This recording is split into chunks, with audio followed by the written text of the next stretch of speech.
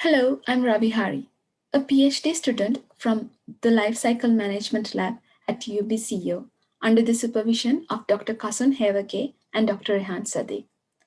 In this short video, I'm going to introduce a decision support framework to select optimum emission reduction strategies for community energy systems to aid community energy planning. In this assessment framework, initially emission reduction scenarios are generated. They include carbon capturing, storage, and utilization technologies and renewable energy technologies. They are selected based on their technical feasibility and resource availability at a given location. Once the emission reduction scenarios are generated, they are taken through a triple bottom line performance assessments. Life cycle assessment and life cycle cost assessment tools are used in this stage. The performance scores for each scenario are given under several criteria indicators, which you can see under the two LCA and LCC models.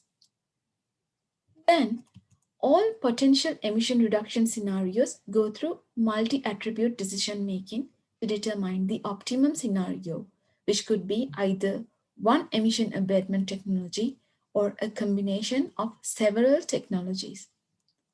Moreover, this framework is flexible to accommodate different stakeholder perspectives, namely pro-economic, pro-environmental, and a neutral approach.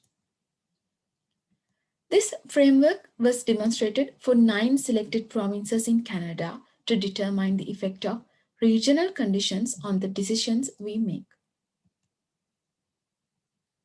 Now let's move on to the results. Provinces with similar grid mixes obtained similar results under each decision perspective. The best emission reduction scenario came out to be a combination of grid electricity, solar PV, and natural gas, with variation in its mixes for each province. If we move our attention to carbon capturing technologies, under the economic perspective, none of the carbon capturing integration options became the best alternative. However, from an environmental point of view, carbon capturing integrated scenarios became the best for both Alberta and Saskatchewan. From a more neutral perspective, it became the best alternative for Saskatchewan. In summary, carbon capturing came out to be a favorable option in regions relying heavily on fossil fuels, regardless of the decision maker's perspective. However, it is not favorable in regions that depend heavily on renewable resources. The current work introduced carbon capturing strategies to community emission strategy ranking.